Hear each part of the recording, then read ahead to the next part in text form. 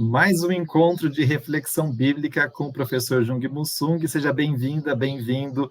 O texto de hoje, Mateus 22, versículos de 34 a 40, costuma corresponder à liturgia do dia 29 de outubro, e aqui é uma relação entre o amor e a lei. Nossa pergunta provocativa é: o amor pode ser uma lei? E antes de passar a palavra para o Jung nos ajudar com uma chave de leitura, eu vou fazer a leitura diretamente aqui do texto bíblico. Os fariseus ouviram dizer que Jesus tinha feito os saduceus se calarem. Então eles se reuniram em grupo, e um deles perguntou a Jesus para o tentar: Mestre, qual é o maior mandamento da lei? Jesus respondeu: Ame ao Senhor seu Deus com todo o seu coração, com toda a sua alma e com todo o seu entendimento. Esse é o maior e o primeiro mandamento. O segundo é semelhante a esse: ame ao próximo como a si mesmo. Toda a lei e os profetas dependem desses dois mandamentos. Qual que é a provocação para o dia de hoje, Jung? A primeira pergunta é: o amor pode ser considerado uma lei? Porque lei, como a gente entende modernamente, é aquilo que é obrigatório a fazer. Né? Se você não faz, por exemplo, no mundo católico, no catecismo, a gente aprendeu o quê? Se você não vai à missa, se é considerado pecado mortal ou venial, essa é uma outra discussão, mas é um pecado porque você não cumpriu a lei. Né? Isso. Então, lei é uma coisa que te obriga a fazer. Se você não fizer, no Brasil, ou em qualquer lugar, ou que estava no debate, na entrevista, no comentário da semana passada, se você não paga o imposto, você não cumpre a lei. Isto. Tá? A lei é obrigatória. O amor pode ser uma lei? Quer dizer, eu posso obedecer uma coisa, mas eu não posso amar alguém. Amor exige um espaço de liberdade. Eu posso aceitar que você tem o poder de me impor e obedeço o que você manda fazer, senão ou eu corro o risco de ser preso. Ótimo. Isso é lei. Agora, obrigar alguém a amar é mais complicado. Então, primeiro, acho que a primeira polêmica que a gente tem que entender. Isso. E essa discussão entre fariseus versus Jesus, e de novo, como na semana passada, a gente discutindo, né? Quer dizer, apareceram fariseus e herodianos, que eram grupos conflitantes. Agora nós temos fariseus e saduceus. Então, Jesus arranjava encrenca por tudo que é grupo. Saduceus eram da elite de Israel, né? A turma que está no poder do sacerdócio, né? Que eram os mais poderosos e ricos, né? Então, nesse processo, o que os fariseus querem? Querem colocar Jesus à prova, isto é, que é criar problemas para Jesus. Isto. E aí, como é que eles trazem, vamos dizer assim, o assessor político para fazer? Como é que a gente vai bater ou vai criar um problema para Jesus? Ele traz o maior intérprete da lei. Então, o teólogo, eu diria assim, mais ou menos, no mundo contemporâneo, parecido, tipo assim, um teólogo calvinista ou um conservador católico tomista, porque a lei tá. E diz, olha, tem essa lei.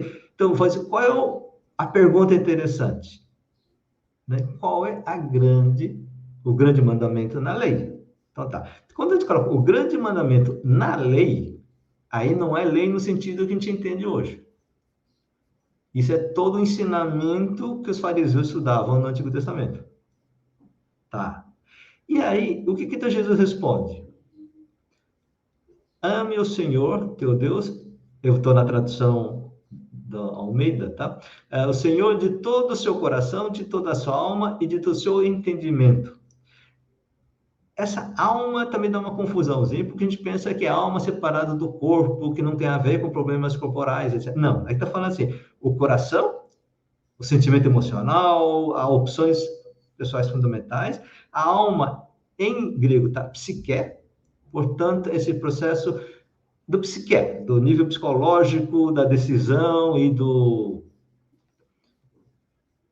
Bom, é uma palavra complexa, mas dá para entender para o pessoal essa dimensão psicológica e a dimensão racional do entendimento, né? Ótimo. Então, o que está falando? Então, é aceitar, adorar a Deus na sua integralidade, no eu, na intensidade. Desculpe, minhas palavras estão sumindo da minha cabeça, tá? Da integralidade. Intencionalidade. Hã? Intencionalidade. Intencionalidade e essa dimensão total do ser humano, né? Integral. Isso. Hã? Integral.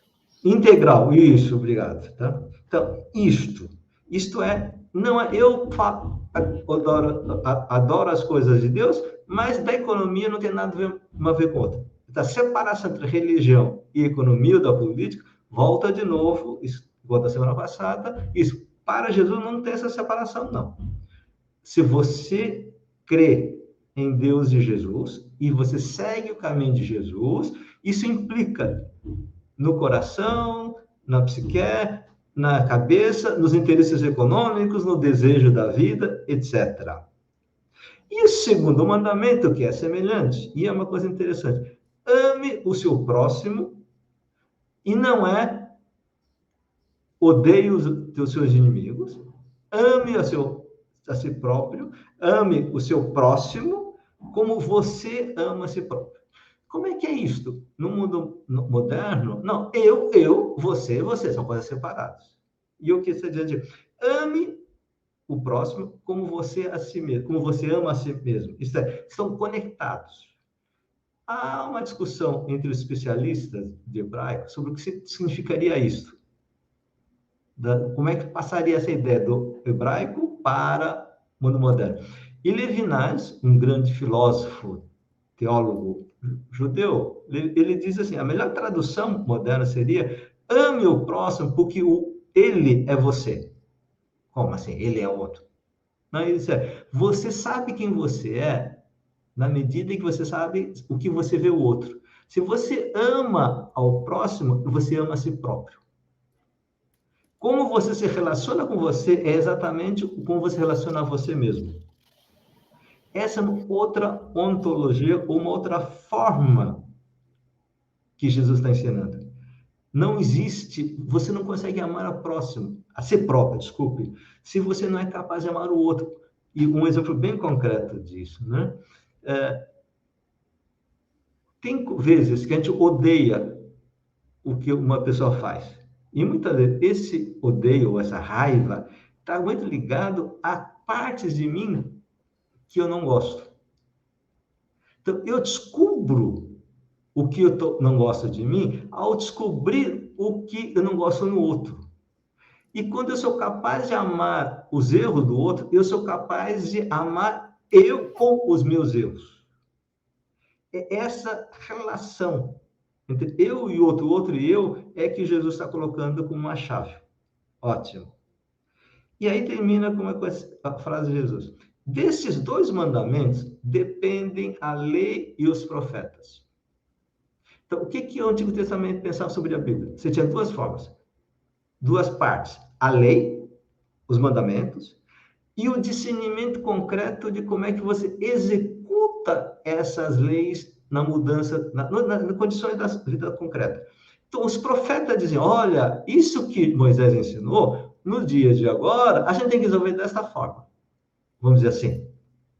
Você precisa de lei, mas a lei por si só não dá conta. Você precisa ver como é que se aplica isso nos dias de hoje. Ponto. Agora, o que Jesus coloca acima das leis e dos profetas tem um critério que não é uma lei.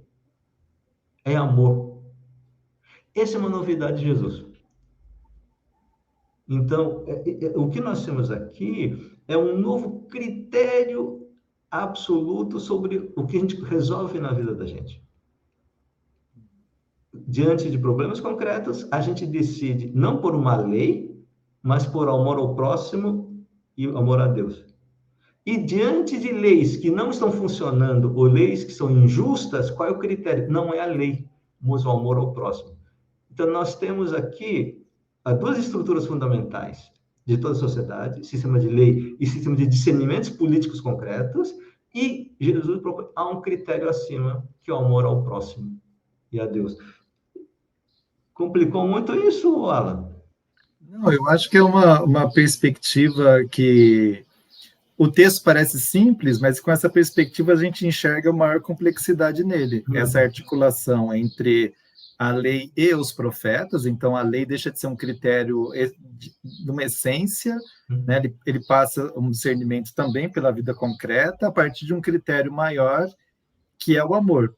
E esse amor é amor a Deus, amor a si, amor ao próximo, num sistema, né? São interligadas essas. Isso, essa coisa, você precisa amar a si próprio. Para amar a si próprio, você precisa amar ao próximo. E por que vou amar ao próximo? Vamos dizer, no mundo moderno, porque Deus se revela no amor a mim e ao próximo. Então, se nós temos Deus, eu e o outro. Seria a trindade desta visão mais moderna.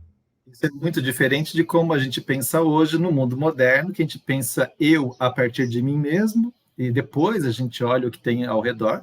Então, volta a colocar o ser humano na relação com o outro ser humano, sujeito humano com sujeito humano, e a relação minha com Deus, ela não é mais eu indivíduo com Deus, mas eu indivíduo e o próximo, né? Então, é uma outra lógica de pensar a Deus. E isso é uma coisa muito importante, né? Quer dizer, o grande erro do mundo moderno, a heresia do mundo moderno, do cristianismo, é pensar que eu posso entrar em contato direto com Deus, eu e Deus. Você não pode ter contato com Deus, ter essa relação com Deus em si, mas mediado por outro. Pelo amor ao outro. O amor ao outro. Eu sei que o amor ao outro vem do amor a Deus, e eu sei que estou amando a Deus quando eu estou amando o próximo. Muito bem, nosso tempo está acabando, mas o curioso, Jung, é que é uma sequência de passagens do Evangelho em que ele é colocado à prova, né? Ou seja, essas ideias, elas são perigosas, né? Colocam Jesus em perigo, e são sempre resposta ao desafio de que alguns grupos poderosos, dominantes, colocam sobre ele, né? Uhum. Muito bem. Gente, quem está nos acompanhando até aqui nesse momento, você é convidado a se inscrever no nosso canal Teologia e Capitalismo como Religião. Se inscreve, divulga para os seus amigos e nos ajude a chegar a mais pessoas. Grande abraço, Jung, até a próxima. Até.